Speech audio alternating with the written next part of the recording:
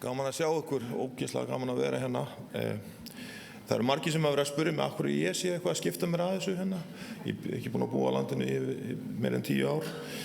En ástæðan er svo að ég á þetta fullt af vinum og kunningjum og ég er Íslendingur og svo fjölskyldan mín er þetta stór hluti af mínu lífi sem er hérna. Og ég er raunveru hér í dag að því mamma á afmæli í dag sko. Hún er 81 árs og hún er hérna með ykkur.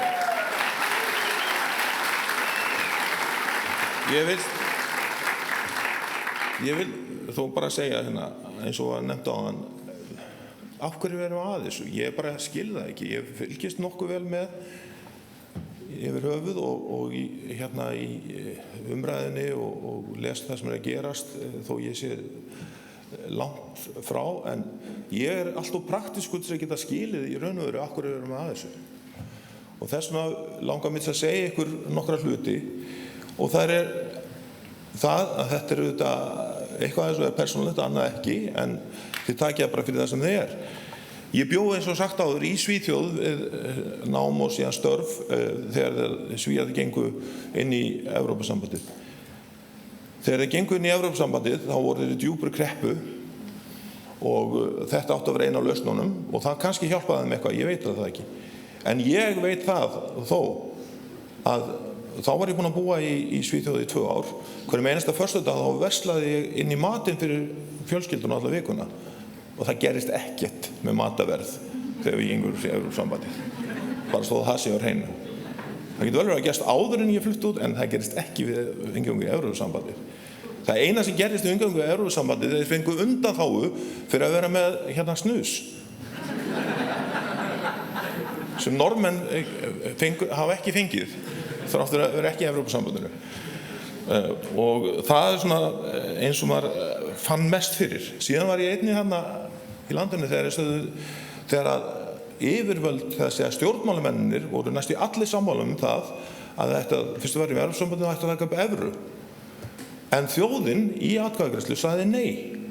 Ég er ekki mikið fyrir að segja nei, en þetta skiptið ætla ég að reyna að segja nei því að ég vil vera praktískur. Það er ekki að sjá á efnahag Svíþjóðar að þetta hafi skiptið einhverjum stóru kostulegu máli. Það skiptir engum máli þó að hérna, fyrirtækin þar ger upp í evrum ef þeir eru að selja meginpartina sínum vöru til evruríkja. Og ef þið, bara sem dæmi, þá er núna eins og Svíarnir kalla kaldur húsnæðismarkaður vegna þess að vextirnir eru of háir. Og þeir eru ég borga 2,2% vexti af eign minni í Svíþjóð, óverðtryggt. Og þetta er þeirra krísa í vöxtum og húsnæðiskreppu. Þannig að evran er ekki, og það vita það allir, við erum bara praktísk og að fara í 10 ára feril fyrir þetta, það mun bara taka fókusin á fullt öðrum hlutum. Þegar það var farið af stað síðast, þá var ég forstjóri Landspítalans og hafði þessuna mikil samskipti við kerfið, hvort það var fjármála, heilbrigðis og menntamála. Og kerfið hafði engan tíma til að tala með mig heilbrigðiskerfið. Þannig að ég fekk að sjá Landspítalann, sem mér fannst þú sem ágætt að þeir voru ekki að skipta sér að því. Ég held að það gengi nokkuð vel.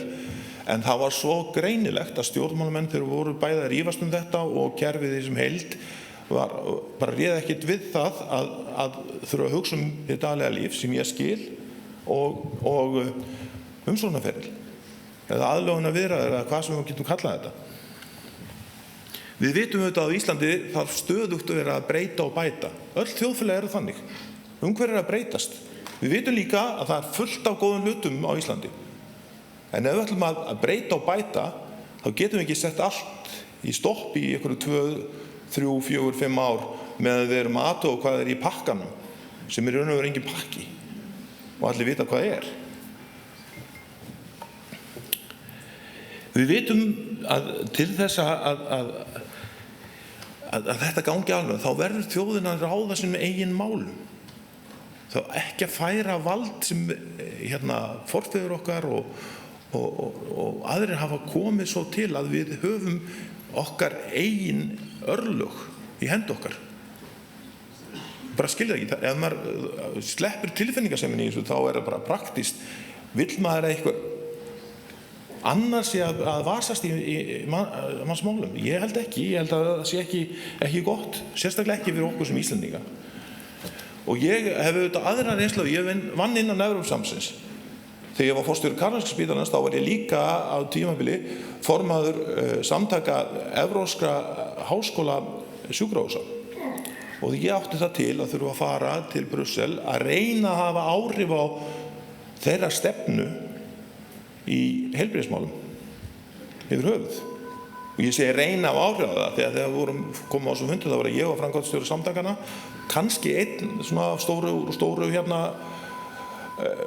stóru sjúkrahúsunum í Þýskalandi sem kom með mér, og við hittum þar fyrir 20 manna nefnd sem skrifaði niður hvað við sögðum og sögðust aðtuga þetta, en það gerði ekki neitt. Notuðu ekki þessa ótrúlega þekkingu sem var í okkar samtökum, og við heyrðum aldrei frá þeim. Jú, reyndar, við heyrðum aðeins í gegnum COVID. Byrjunin á COVID, þá voru við svona aðeins að hlusta á hvað við töldum að rétt að gera, en svo tók pólitíkin yfir þar. En að öðru leyti hafa ekki hlustað á okkur. Þeir höfðu smá skoðun á tímabili á því, þegar við hittum það, þá voru í þessum samtökum sjúkrahús, eitt sjúkrahús, stærsta sjúkrahús í Bretlandi eða Englandi, og þeir hafðu spurði okkur, ætlaði ekki að henda þeim út úr samtökunum. Þeir eru ekki hluti af Evrópu. Við hlustum ekkert á það, þegar við vorum að horfa á Evrópu sem mikið stærra heldur en Evrópusambandi. Þetta eins og það að eiga við, og þess vegna hef ég tölur áhyggjur af því að hvernig ætlar embættismannakerfið, hvernig ætlar systemið að eiga við þetta gífurlega stærð og vald og bákn sem Brussel og Evrópusambands embættismannakerfið þar. Ég bara segja enn og aftur út frá praktísku forsendum, þá held ég við verðum undir í þeirri baráttu. Verðum það kannski ekki fyrsta árið, eða annað árið, eða þriðja árið, meðan það einhver góður mólar sem eru detta í áttina, en ef við horfum til framtíðar, þá get ég ekki séð að það sé rétt. Því að komandi frá því að vinna mikið í Svíþjóð, þá veit maður allt regluverk. En Evrópusambandið, það regluverk. Og ég bara segi það núna, eftir ég ekki að vinna innan Evrópusambandsins, en ég sé núna þegar ég á töluvert á fundum fyrir yfirmenn mína í Sádi, sem ekki bara með heilbrigðismál, heldur pólitík og efnahagsmál og þetta gervigreind, alþjóðlega fundi, og þar byrja allir fundir á því núna þegar við erum að tala einhverja strategíu eða peninga eða gervigreind, jafnvel varnarmál, þá segja því miður, Evrópa, þetta ekki ganga vel og þetta niðurleið. Það svona eins og maður stundum eins og maður sé að hlusta á hvað það segja, svona útferðaræðu. En svo það þannig að ég var líka núna í Genf á fundi hjá Alþjóðaheilbrigðisstofnuninni og Davos-samtökunum gervigreind og heilbrigði. Og þar byrjaði ég að hlusta á einhvern mann sem segist vera fulltrúi Evrópusambandsins í það að koma böndum á gervigreind í heilbrigðiskerfinu. Og hann byrjaði að því að segja, nú benti á að 2 stóra reglugerðir sem hafa verið settur heilbrigðismál af Evrópusambandinu, og hann byrjaði að segja, þetta stórkostlegt, við erum búin með þessar 2 reglugerðir, og ég rétti þá strax upp hendina og sagði, heyrðu, ég nú búin að vinna undir þessum reglugerðum því miður, þetta bara kosta peninga, ekki breytt einu einasta lífi eins einasta sjúklings. Og þá kynnt hann stefnu Evrópusambandsins í gervigreind í heilbrigðismálum, og ég skildi ekki neitt í henni. En þá stóð einn kaninn upp og sagði, þetta þetta venjulega, America innovates, Europe regulates. Við erum praktísk, eyðum ekki tíma í aðlögunarviðræður, leysum málið sjálf. Ég nota oft eitt orð það þarf að gera eitthvað, just do it. Takk fyrir.